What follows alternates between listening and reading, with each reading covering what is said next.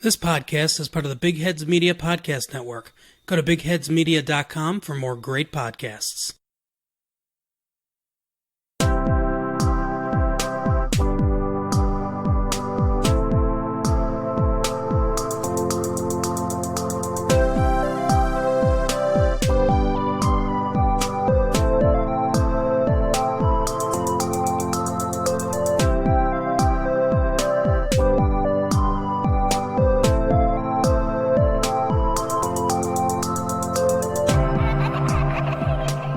You are listening to In a City Like Yours, a semi-monthly podcast featuring interesting people with interesting life stories.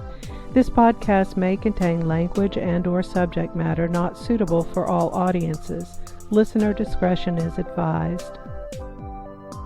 I'm your host, Michael G. Moore. Please visit our website at inacityLikeYours.com. That's INACITYLIKEYOURS.com for links to our social media, all popular podcast platforms, and links of interest pertaining to all episodes. On this episode, Colt discusses his careers as a private investigator and a locksmith. After working in these fields for many years, he had a minor surgery that turned out wrong and forced him to search for careers more suitable to his health. Then we talked to DeAndre, who lost his father to cancer, and soon found himself walking in his father's shoes. Here are their stories.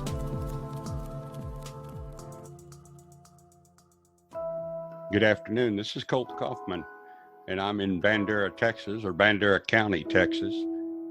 I am a retired private investigator and I'm a serial entrepreneur. I've owned a dozen different businesses through my life, and I grew up in the hill country, but I spent about 25 years of my life living on Galveston Island, a very unique environment, lots and lots of work down there. The type of investigation work I was in was pretty specialized. I was a defense investigator for the defense team, and what that equates to is when a person gets charged, the state's got all the access in the world to information, investigators and all that, and the defense normally doesn't have anything, so they bring in their own investigator, and that was me. And I looked into the cases and did the background investigations on them. I've worked a couple or three capital murder cases and some casualty events and things like that. And I did some civil work as well. But in 2010, basically 10 years ago from now, right around this time, I had a unscheduled surgery. They scheduled it, but it was supposed to be a minor situation where I'd be in and be out and back to work in 5 days. And well, it was at the Houston VA hospital, and here I am 10 years later, still disabled. They inadvertently severed the nerve to my left lung. So I went from being highly active, very, very independent, working 12, 14 hours a day and on call 24/7, and dealing with people, some that were felons and everything else, and being a licensed bodyguard at the time, to pretty much living at about 12,000 feet with the reduction of one lung. It became a struggle, and they also damaged my vocal cords in the process. So I couldn't speak above a whisper for almost 2 years. So in the course of things, finances cratered. I had to shut down 2 different businesses in Galveston that I owned. Ended up terribly in debt. And ultimately, I ended up moving off the island and moving back to the hill country, which is a good thing. I enjoy the hill country. I'm from here. But I've been on the island for so long and have so many good friends down there. And I still travel down there to visit. But since I can't get out and do the physical hard work and risk work anymore, The last 3 years or so, 4 years, I've shifted my focus and gotten into acting and writing. And that's pretty much where things are at now. I still do some consulting on the PI work, but not on anything regular, just enough to keep my registration open. Let me ask you something. Sure. For your work as a private investigator for the defense, were you also forced to testify in the cases you investigated?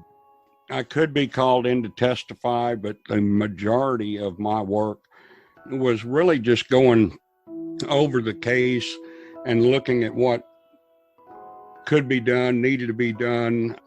And sometimes it's not a matter of proving the person wasn't guilty. Sometimes it's a matter of showing mitigating circumstances. For example, one particular case years ago was a young family, and the man had shaken the baby and had shaken baby syndrome, and ultimately the infant died.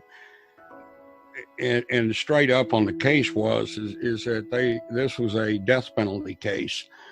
And what we were able to find out that was not out in the news and people did not know about is that the underlying background behind it was that they lived in a house with 20 people living in the house.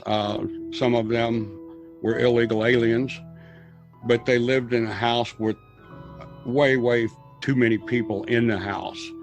And it made it somewhat of a pressure cooker, and the kid was trying to get the baby quiet, and he ended up getting life, but he ended up, the death penalty got taken off the table. He's never going to be out again. Sadly, it's a shame, but those sort of things is what a lot of the investigation sometimes boils down to. On another case that I worked, we had an individual who's charged in a homicide, and my investigator out of Beaumont and myself worked the case, and we were able to prove that he in fact was not the person who killed him, and the people who committed the crime we were able to identify, and the client had been in jail 18-20 months at this time and was coming up to trial, and in the following weeks he was released and completely exonerated. So it's that had to be satisfying. It is. It really truly is. And I enjoyed it a lot. And I'm an instructor, was an instructor, as well as practicing. And, I did not personally get involved. Very rarely would I handle a domestic cheating spouse cases. They just weren't my cup of tea. And a lot of times what I found was if one's cheating, the other one is too. And I've found that frequently they like to throw the other partner under the bus when it comes time for child custody and make wild allegations against the other party. And one of the things that I've found to be true is not 100% of the time, but very frequently, when the guy says she's a drug addict or she says he's a drug addict, my first question to them, and you did drugs with them for how many years?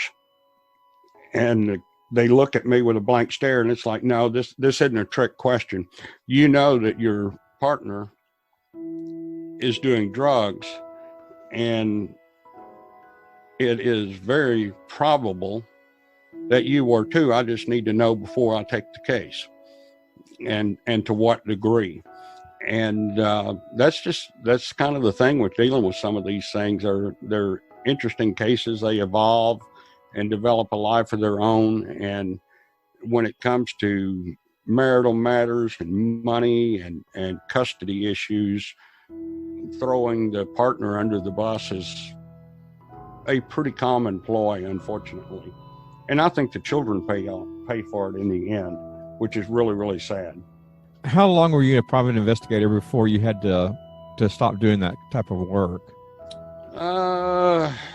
Well, it goes way back. I have been in both the investigation and security industry for over 40 years. I also, in addition to the investigation agency, I am a master locksmith and owned a locksmith company. And I had gotten into that in the security industry earlier. And back about, I guess, 15, 17 years ago, something like that, the state of Texas required that locksmiths be licensed under the state private security board. Well, that's also who regulates private investigators. I spent a term as a municipal judge, very, very young. I was 23 and a municipal judge. And I had the legal background and experience and education for it. So when I put in for a license, I applied for a combination license that allowed me to do electronic access control, locksmith, and a private investigation agency.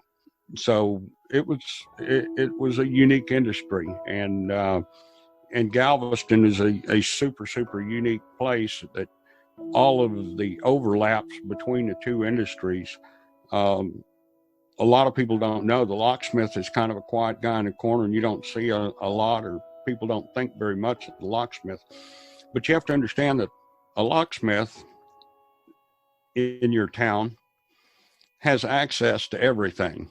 We live in a world of no locked doors. That's what we're paid to do, is be able to defeat them. And there's a discipline involved in it to learn the trade, but you also end up in some pretty sketchy places. You end up a lot of times working on safes and vaults for people who are on the wrong side of the law. You end up working on safes, vaults, cell doors, and high security locks for the law themselves. And you know some of the lawmen that do some things that are kind of out there on their own, and they've got safes that they need worked on too. So it's an interesting background between that and the PI work overlapping, because everybody used to tell me, oh, the PI stuff is really cool. I bet you really like that and find that to be interesting. In reality, I did a very, very good job of it and very thorough. But as far as the real, truly day-to-day interesting things that popped up, that was the locksmith business. That is a really, really interesting business. You can get called out at 2:00 in the morning to go somewhere and end up with a gun to your head because you're opening the door for somebody's ex-spouse who just lied to you or whatever. And fortunately, that's a felony to do that, to procure a locksmith to do that in this state. And there's protections for it, but you can end up very, very quickly on the bad end of a deal. I learned very, very young about doing that. I've been at the wrong end of a gun a few times on that, and it's always involved domestic. Well, domestics and evictions. There's times when those have turned somewhat dangerous, but the interesting and crazy stuff I ran into, believe it or not, more of it was in the locksmith than in the PI. Now there's crazy stuff in the PI stuff, but the locksmith stuff, you see crazy just about every week. That could be scary, I imagine. Well, it is, and being that I was trained and PI as well as a locksmith, the last several years that I worked, I never traveled anywhere where I wasn't carrying a gun anyway. And I've always managed to defuse things and get them de-escalated quickly. But it's an interesting world out there when you're in an occupation that works in the dark all the time. And both of those kind of overlap in that area. That there's what goes on in the daytime, and then there's what goes on when the rest of the world is sleeping. Let's talk a little bit about your surgery and the severing of the nerve to your lung. Did you have to go through physical training after that happened? I imagine there was something that you had to do with your breathing. I have been through the ringer on that. The problem is I was a private pilot. I had an airplane, and I suddenly started developing split vision and couldn't pick out which one of the two images I was seeing was the right one. And that was a concern, so I went in. And there's a deal they call the subclavian steal syndrome, which says that your subclavian artery is blocked off and it's stealing blood from your brain. And I didn't test in the laboratory, and the tests that they did not show that I had that. But the vascular surgeons in Houston at the VA made a clinical diagnosis and went ahead and did it. And what we found out later, once I moved up here to the hill country and got into a different VA with a new doctor, is that I actually had epilepsy to begin with. And they did a bypass basically off my heart to my left shoulder. And I tell my kids they put a PVC pipe in me. And in the process of doing that, they managed to damage the phrenic nerve that makes your diaphragm move in and out. So my x-ray, you see a whole lung on the right side and a half lung on the left side because the diaphragm doesn't pull down over there. And we're still in appeals, and it's still 10 years. It's over 10 years out now. And the thing is the VA says, well, yeah, too bad. And we're sorry to hear that, but, it happens. And I'm like, well, no, it doesn't happen. That was a student who did that. They misdiagnosed it to begin with. But yeah, I've been in different types of physical therapy, but I'm limited as to what I can do. Like I say, it's an interesting situation to be in. It was a life changer and a game changer for me. I've had to slow down an awful lot in the last decade and learn to appreciate things. And I've taken up writing, and I took up acting. And that's given me a lot of relief into getting back to doing something. I'm not making any money, but it does keep me occupied doing something I can do. My going back into the field is not an option. So, well, before we talk about your writing and acting career, you mentioned that you had your surgery at the VA. When did you serve? I was in the Air Force 1975 to 79. I enlisted right at the very end of Vietnam, and I went in on a deferred enlistment. So my active duty date was actually after Vietnam, a few months after Vietnam had gotten out, before I actually went active duty. But I had 2 years reserve and 4 years active. I was an aircraft refueler, and I refueled. I was a hot refueler, which meant that we were refueling fighter type aircraft while they were still running, doing sorties. And you go up under the airplane, hook up and get it and get the plane back in the air as quick as you can. And the bad thing about being in POL, which is petroleum, oil, and lubricants, is that the exposure to toxins is extremely high. And some of my medical issues that I've got are related to my chemical exposure in the service. And that's what my doctor contends. The VA says otherwise, but we're going around and around over that. But there's just an awful lot of exposures working in that field. But I loved my time in the service. I really did. I'd go in today if they'd let an old man like me in. Okay, let's move into your film and acting career. You said you're a writer, so you write scripts. Have you had anything produced? I have not. I have a book that's out called Make a Better Life Today. I put that book out, as a very, very short book, an easy download. I recommend for people to just download it on Kindle.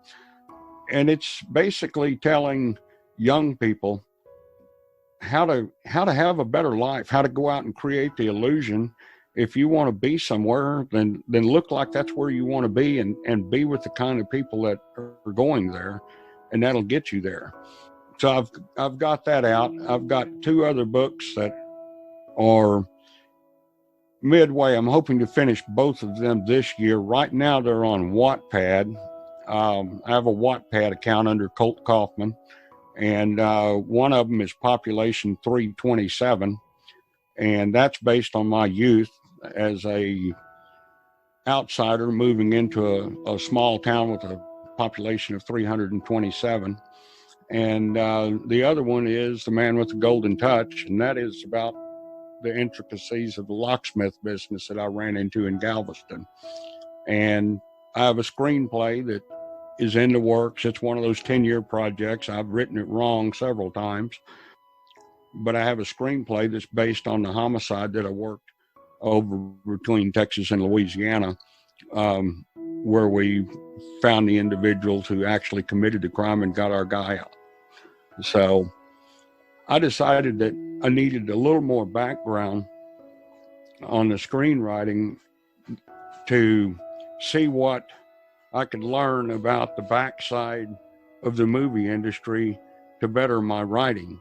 So I started taking some small roles and non-speaking roles, and I've ended up doing a half a dozen productions in the last couple of years, and I'm looking at some right now.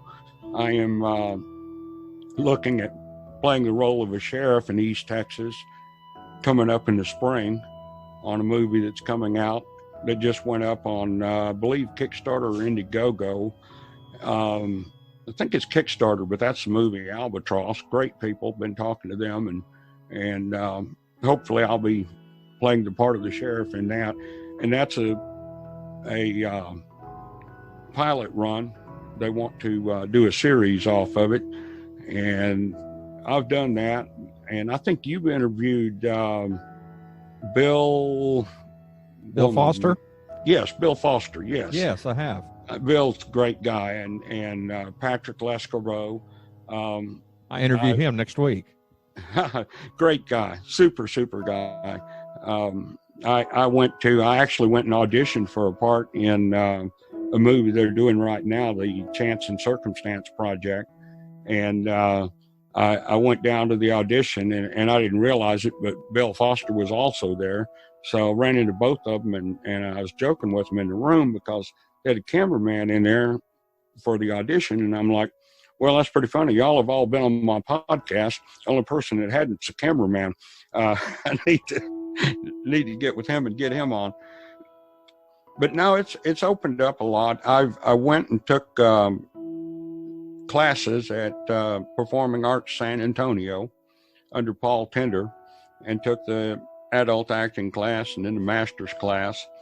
And I found out, and it's an interesting deal, that it's really crazy, because I was talking to somebody yesterday who's a young guy, a young actor.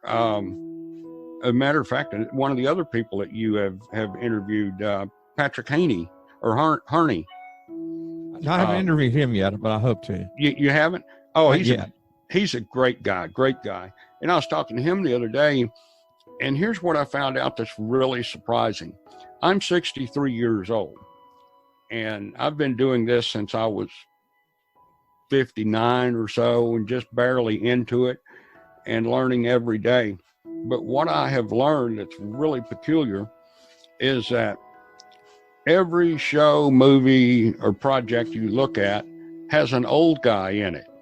You know, the dad, the grandpa. There's an old guy everywhere.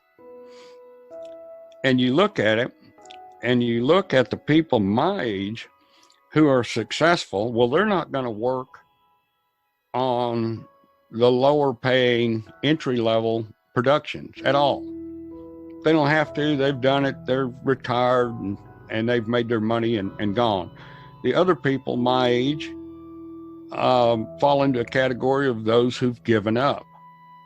And then there's a few of us that are still out here doing it and just got into it or have gotten back into it.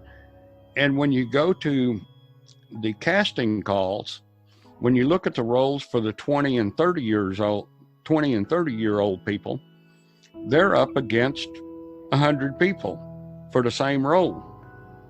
When I go in there, there might be 5 or 10 people, just because of that difference in things. It's an interesting, it's not nearly as competitive as you would think that it would be.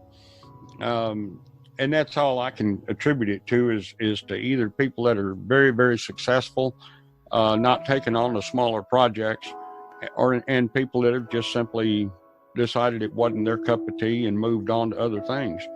So, and I've been very, very blessed with the opportunities that I've gotten, and the people I've worked with have all been super. And it's not completely foreign to me. My father was a cinematographer for 50 years. I grew up in a studio. He had his own studio. As a matter of fact, Farrah Fawcett's first TV commercial was shot by him for Glass-Drawn Boats out of Austin. And Toby Hooper, he did the Texas Chainsaw Massacre, was a UT student and used to come to the house in my dad's studio back then.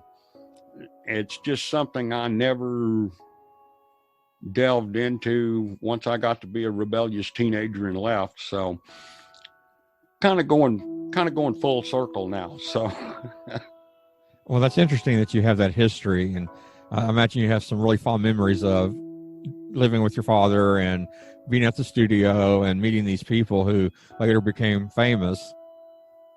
Yeah. Oh yeah. Yeah. It's interesting. It's like, oh, I was just a kid. I knew those people back then. So yeah. And it's kind of sparked things. So I've gotten the bug, and so far it's working out really, really good. I've really had a lot of fun. I've met some really great people, and I've gotten into some projects that have just been phenomenal. I've really had a good time, and it doesn't make me feel useless. I can actually get out here and do this, and it's not physical. It's very mentally challenging. But as far as the physical aspect of getting injured or anything like that, that's not a problem for me. So it's worked out really, really good, and kind of given me a second take on things, because it is, I have to admit, it is a pretty depressing scenario when you find yourself, and you've been active for 30, 40 years of running 24/7 and on call, and in a really, really stressed environment, to all of a sudden you can't do anything. It's tough. So now I feel great. This year's been really super. I'm looking for things to really take off good. I've got the podcast. I got a buddy of mine, an old business partner. We've done some stuff together, and he says, you need to be an influencer. You need to go out there and get you a podcast going. There's nothing to it. You ought to do that. Well, now I know what it is involved in becoming a podcaster. So he set me up for a lot of work I didn't know. But I have the podcast, The Good Life, and basically I target to interview people that are doing good things, different things, unique things, and having a good life, doing well. I've got some people I've got lined up to interview here pretty shortly that are authors that have put out 2 or 3 books that are on the bestseller list and doing well, and some people like that, and just people in different occupations. So it's been interesting, and I've enjoyed it. Of course, Stephen's put me in touch with a ton of people. Steve Joyner? Yes. And talking with folks and getting lined up, and it's gotten me further out than just my local, you know, area here in Texas. So that's been interesting, and I've really enjoyed it. How long have you been doing the podcast? Oh, I've only been podcasting 60 days, maybe. Oh, you're a newbie. Okay. I am a newbie. So I imagine there's a huge learning curve for you. I've been doing mine for a year now, and it took me a while to hit my stride, but hang in there. It gets easier. Yeah. And I have found that yeah, I actually enjoy it now. I was stressed by it when I first started it. I was really, really stressed. And then I realized that it's really a whole lot easier than you make it out to be when you go into it, because you worry about what to ask and what you're doing on the podcast. And it's like you had told me when we were talking before, to just tell the story and do that. And I've learned that, hey, you know what? If I shut up and let them talk, I don't have to worry about doing anything wrong. So. Yeah, I even tried to cut myself out of the interview in post-production. If I can delete a sentence and still have the interview make sense, then, I'm there. I will delete my sentence. I understand. So, yeah. I'm the same way. I try to keep mine narrowed down to about 20 to 30 minutes. And honestly, it's because I am a busy person myself. Even though I'm not employed and occupied and all that, I'm busy. I've got a lot going on. And the first thing I look at when I look at a YouTube or look at a podcast is, first thing I want to see is, how many minutes does this run? I do not have 120 minutes to listen. And so I try to keep mine focused and down around 20, 30 minutes and light. As things progress and it gets further along, then I'll expand them out. I've had a couple of the interviews that have gone over to 45 minutes, almost an hour, because the conversation went very, very well and it was interesting guest. And when it clicks like that, you might as well just roll with it and go. But I did have the advantage. I have a very, very dear friend of mine up in Georgetown who had a complete setup for podcasting, just sitting in his warehouse. He had ordered it for somebody, and they actually had passed on before it was delivered. And he just had it. He says, I've got everything you need. I'll send it out FedEx to you tomorrow. And 2 days later, I've got boom mics. I've got everything, the whole 9 yards, equalizer, soundboard. I've got more than I know how to operate. I'm learning. Well, that's good. Very nice to have that connection. It really was. That helped an awful lot. And then, and ironically, it's funny because half of my interviews are by phone. And I don't use any of that stuff. It's kind of weird. We're on one of my iRig mics right now that I've got hooked up through the PC, so it has a better quality sound to it. But half of the interviews I've been doing have been over the cell phone on both ends, my end and their end. And then I take it to the edit deck and work on it and clean it up as much as I can. Because, see, I live out in the middle of nowhere.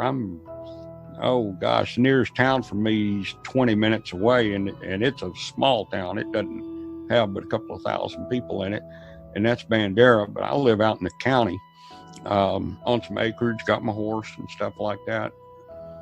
So I do most of my interviews over the phone, and I got everything all geared up and ready to go. And I also thought when I got into podcasting that it was I was thinking more like it was a YouTube thing where there was a visual component. And then I found out, well, it's not, it's just audio. It's like, oh, okay, well, that saves a lot of trouble right there.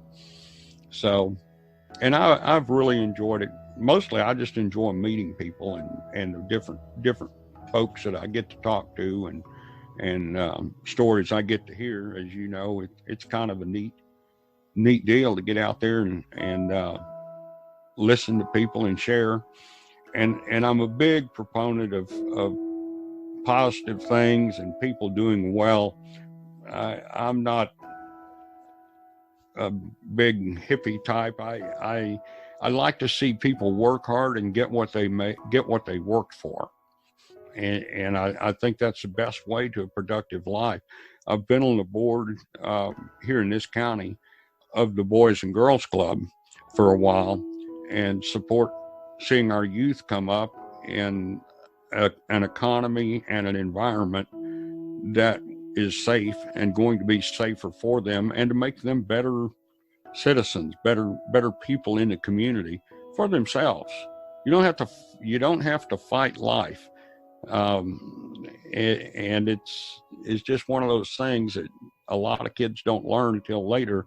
They grow up in a high stress environment, and they are raised to believe that it's a struggle, and it doesn't have to be. You can do a lot of things to lessen that load and make yourself more successful.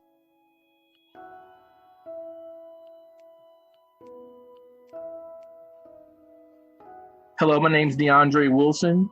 I'm calling from Evansville, Indiana. And my story really has so much to do with life and experiences. But basically, here in Evansville, Indiana, I roll a 230-pound tractor tire around the city of Evansville with three objectives in mind, I should say: fitness, community conversation, and overall just mental toughness and talk about mental health. So those are why I roll the tire. But my dad started it way before I did. That's where I picked it up from. He was rolling the tire while he was battling stage 4 liver and colon cancer. But he was just doing it to take his mind off of the hardship he was going through. He wasn't really focused on, community conversation and, trying to really make an impact, even though he just wasn't really paying attention to that.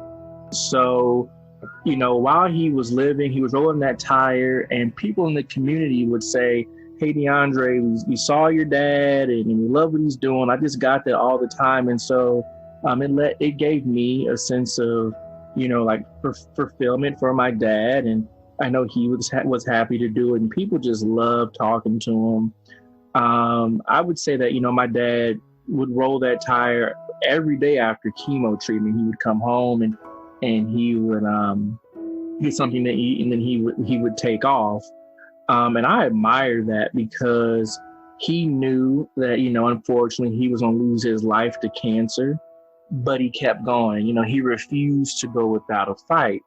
And so I admire that. And knowing that has helped me to cope with him not being here. I mean, we all grieve in different ways, but to know that has helped me.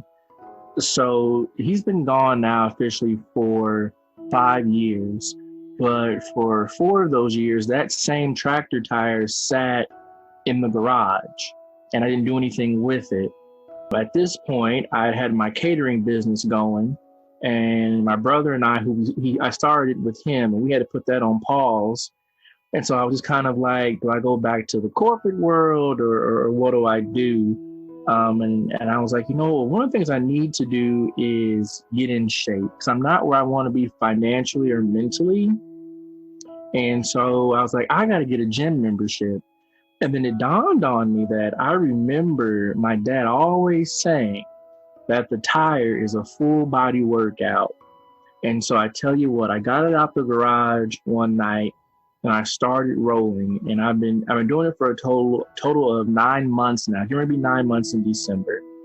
And during that process, I rolled the tire at night to build confidence and the fear of dropping it or damaging something. And I also wanted to be alone with the tire as well, because I knew the reception my dad was getting, and I knew that the same thing was going to happen to me. So that's why I did it at night. But through that confidence and building that muscle, one day, it was a nice 60-degree weather day, and I just took off and went around the neighborhood, and from there sparked so many news articles and magazines and you name it. I've been blessed to be featured in a lot of different publications. I'm now also a sponsored athlete. I never thought in a million years that would happen. I don't even know how to dribble a basketball nor shoot a basketball, but my community is referring to me as an athlete. So that whole experience has been great. When I first started, I weighed 235 pounds. Now I'm down to 210, and it's just been 8 months. So this process has taken me through so much positive. I mean, to have my weight under control, to have my mental health really under control. I feel good every day when I wake up. I jump up and I'm ready to have a lot of energy. I'm eating extremely well. So, that's all the good stuff, and that's the story. But we also have to talk about the negative side. Unfortunately, rolling this tire, I have been pulled over by the police. 5 different experiences, 3 of them, you just learn as you go. But the last 2, police officer cheered me on and shook my hand and told me he lost his mother to cancer. And the other police officer brought me a Powerade. So there's some still good there, but I just put those 5 experiences together because I was pulled over. I also, as I'm rolling through the community, I also see like impact is so important, and having trust for your neighbors and your community is so important. So as I'm rolling, down the street, and I may wave at someone this time and, smile at someone that time. The next time they see me, they'll come off their porch and we want to have, we'll have a conversation just, about what I'm doing and who I am. And then we're starting to build, a little bit of trust there. Well, the next time I come back, those same individuals will come off their porch and they'll help me roll or flip the tire. And then they will share with me some pretty heavy topics. And I mean, I've heard it all at 27, rolling this tire, 27 years old, rolling this tire around the community.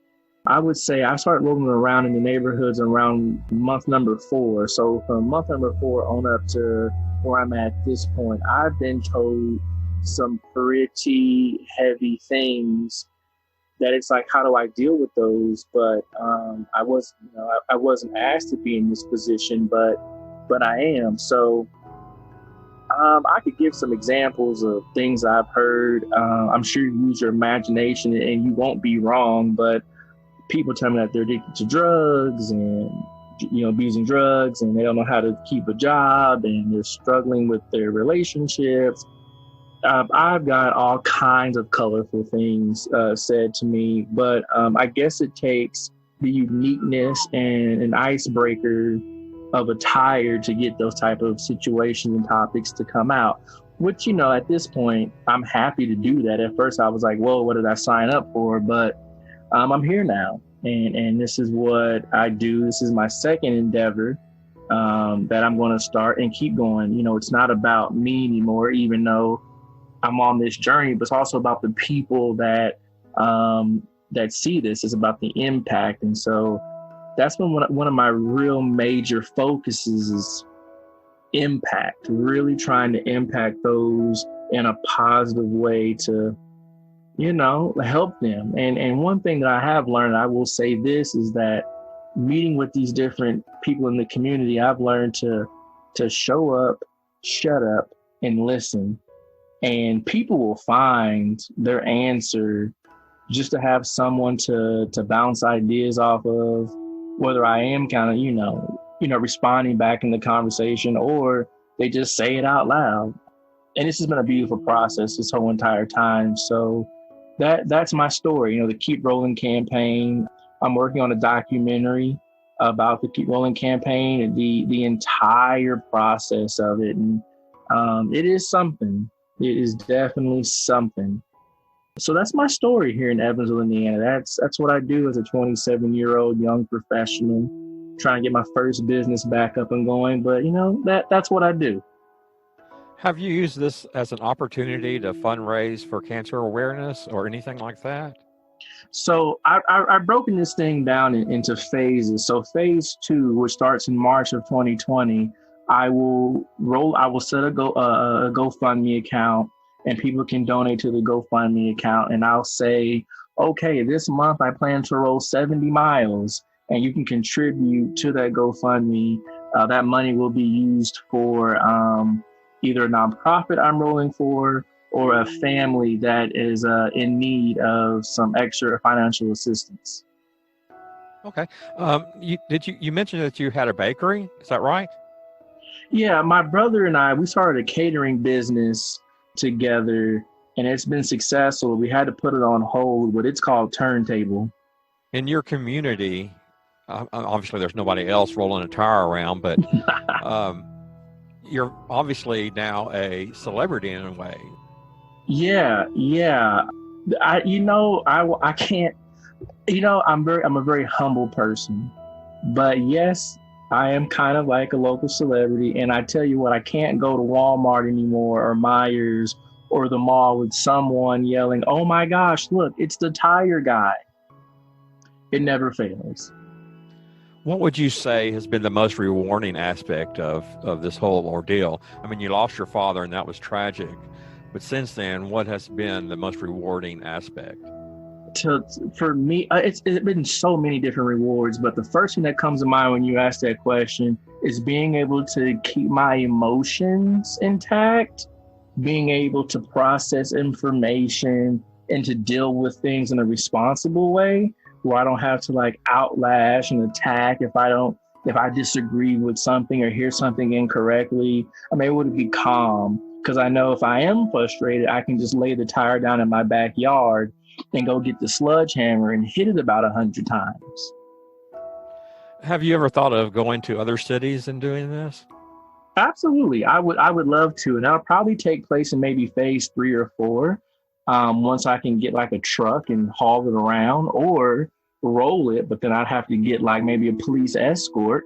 But I'm definitely open to going to other cities and states. The interesting thing is, and what I had to learn early on is when I'm rolling the tire and I say, okay, I'm going to go, 4 miles, 5 miles today. And I don't know why, you got to process information. But when you go to a destination, whether it's 3 miles, 4 miles, 5 miles, you got to come back. And when I explain to people that, they think that I have a truck that I'm rolling the tire to, and I'm just going to drive back home. No, that defeats the purpose. So mental toughness is key when I'm rolling that tire from destination to destination, and being able to lock in. What that means for me is it's almost this zoning out kind of thing I do where I got my headphones in, I'm kind of zoned out, and I'm just rolling. And I silence that noise of, oh man, I wish I was at home laying on the couch. I wish I was eating something, relaxing, but it's like, no, I'm doing this for a purpose, for a cause. So it's important that, you lock in because it's so important. Why don't you talk a little bit about your plans for your documentary? Have you begun filming, or are you in the fundraising stage? So the director and I, we have begun filming, and we've got a great deal of footage. So much is just coming out of the woodwork where it's like, oh yeah, make sure we record that. Make sure we record that. I've been in 2 parades here in Evansville, so we had to get that. I did a 5K with the tire, so I got that footage. So it's just been so much is popping up that we're noticing that's like, oh, make sure we get that. So we started filming. We started getting a lot of testimonials as well, and we're actually going on break from shooting so we can edit everything, and then we'll start back. And I've actually got a lot of testimonials and interviews I want to do for the documentary setup. That's pretty good that we'll get some good footage. But shooting a documentary has been quite the experience, because now my director let me borrow his GoPro. And so now I'm conscious of do I need to bring the GoPro? I should bring the GoPro. You know, I have the battery pack on me, and, you know, so I want to make sure I capture everything, because it's those real life stories that I get that will help me tell the story of the entire process of the tire. And I'll give you a quick example. So there was a gentleman yesterday during the parade that stopped me, and he said, I lost my mom to cancer last month, but when we saw you rolling that tire, it made us feel that much better, and we were able to cope with losing her a little bit better. That right there is why I do this. Hearing stories like that. Now, what was written on the tire, or is written on the tire? So on one side of the tire, it says cancer sucks. On the other side, my dad had, it was something, but the elements took it off.